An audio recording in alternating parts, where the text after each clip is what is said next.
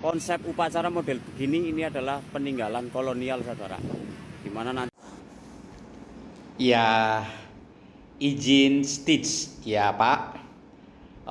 Ini sebenarnya postingan-postingan seperti ini tidak ada jiwa nasionalisme, tidak ada niatan mendidik, tidak ada edukasinya, bahkan lebih postingan-postingan yang provokatif.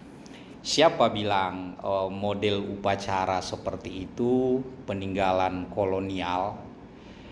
Emang di zaman kolonial rakyat itu boleh upacara. Abang jangan mengarang ya. Sejak kita merdeka tahun 1945 itu memang proklamasi itu juga dibacakan di sebuah panggung, ada podiumnya, masyarakat itu ya di lapangan, kan begitu ya. Beberapa kegiatan-kegiatan dalam sejarah juga ya memang kondisinya pesertanya itu di lapangan. Lalu setelah kita merdeka, kalaupun ada upacara misalkan tahun 46, 17 Agustus 46 atau 47, tapi kan sebenarnya di masa ini adalah masih masa-masa yang belum benar-benar aman, damai, kemudian bisa nyaman untuk upacara. Tapi Bapak jangan salah, upacara itu kalau pesertanya itu kan anak sekolah, tentara, pesertanya itu kan memang orang-orang yang muda. Yang di podium itu adalah orang-orang tua, pejabat-pejabat dan lain sebagainya. Tidak ada masalah kan? Masa undangan veteran ditaruh berpanas-panas?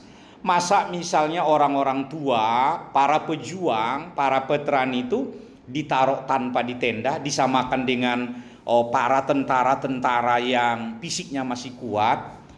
Kita upacara dengan model yang sekarang ini sudah sejak merdeka, Bapak. Jadi bukan karena di zaman sekarang aja, dari dulu ya memang seperti itu. Tidak ada masalah. Ya wajar saja kalau ada undangan, ibu-ibu, pejabat dan lain sebagainya, orang-orang tua yang bukan peserta upacara, ya memang ditaruh di tenda. Ya terkadang tendanya ada AC bagi yang mampu, terkadang ya tenda biasa pakai kipas angin. Tidak ada masalah. Kita upacara bendera itu sudah sejak lama, jadi tidak perlulah memburuk-burukkan di zaman sekarang. Sudah lama kita upacara seperti itu. Dan yang menjadi pesertanya anak-anak paskibra, kemudian para tentara, siswa, pelajar. Yang seperti itu ya biasa saja bagi mereka, nggak ada masalah. Jadi bukan berarti para pejabatnya, para orang-orang tua yang memakai jas, para veteran menghargai mereka sebagai pejuang bangsa juga berpanas-panas. Abang pakai logika saja. Kecuali memang abang tujuannya, abang ya saya panggil abang atau bapak atau apa ya saya tidak tahu. Kecuali tujuan bapak itu ya hanya viral, biar konten bapak ditonton orang. Jadi dibuatlah konten-konten yang kontraproduktif, konten-konten yang provokatif, konten-konten yang hasutan. Ya pernah sekolah kan? Ya dewan guru kan di koridor sekolah, di teras sekolah. Kepala sekolah sebagai pembina upacara juga ada tempatnya tersendiri. Pembaca doa, pembaca Pancasila, pembaca Undang-Undang Dasar, pembaca janji siswa, mereka ada tempatnya tersendiri. Tidak ada masalah, tidak ada masalah. Jadi jangan terlalu membuat hal-hal yang provokatif. Nggak ada masalah. Siapa yang keberatan? Ya siapa yang keberatan? Jadi kan kami juga baru saja melakukan upacara. Ya orang-orang tua, para pensiunan dan lain sebagainya yang diundang itu ya memang di tenda. Ya para pegawai ya di lapangan. Nggak ada masalah kok. Nggak ada masalah. Jadi tidak usahlah mencari sensasi-sensasi dalam berbagai hal yang tidak edukatif dan yang sifatnya provokatif. Di zaman sekarang itu tidak laku. Nanti kena batunya baru merasakan sendiri. Tidak perlu dibesar-besarkan. Zaman bapak sekolah pun ya memang begitu upacara. Bukan peninggalan kolonial. Ya memang kita melanjutkan setelah merdeka kan itu lanjutan dari kolonial.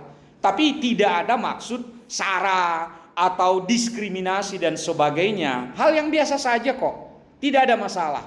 Tidak ada masalah. Jadi coba lihat Apakah peserta upacara, para siswa, pelajar, kemudian para tentara yang ada di lapangan itu mereka keberatan? Paskibra, ya mereka itu sudah tangguh, sudah tahan, sudah terbiasa yang begitu-begitu. Kecuali yang cacingan, yang kurang gizi, ya itu pingsan. Tetapi kalau mereka anak-anak yang rajin berolahraga, hal biasa saja, tidak ada masalah Bapak. Jadi memang itulah konsep upacara. Bapak pun dulu waktu sekolah begitulah upacara. Jadi janganlah buat konten-konten murahan, biar FYP dan sebagainya. Dan kebetulan algoritma TikTok memang suka yang kontroversial, yang memang ya pokoknya yang tidak bagus lah, itu nanti viral. Kalau yang lurus-lurus ya jarang dibaca oleh algoritma. Jadi kita tidak simpati dengan cara Bapak mengompor-ngompori, membuat semakin tidak kondusif hanya perkara konsep upacara. Bapak maunya seperti apa upacara? Mau berpanas-panasan semua? Ya kan gak ada masalah kalaupun para pejabatnya, para undangannya ya di podium gak ada masalah, di tenda gak ada masalah, pakai AC gak ada masalah, ada kuenya gak ada masalah. Karena memang dalam segala hal pun undangan pernikahan keluarga abang pun pasti ada tamu yang dibuat tersendiri. Ada misalnya tamu naratetama, ada tamu VIP kalau bahasa sederhananya, tapi bahasa yang benarnya adalah naratetama. Ada undangan yang biasa, nggak ada masalah.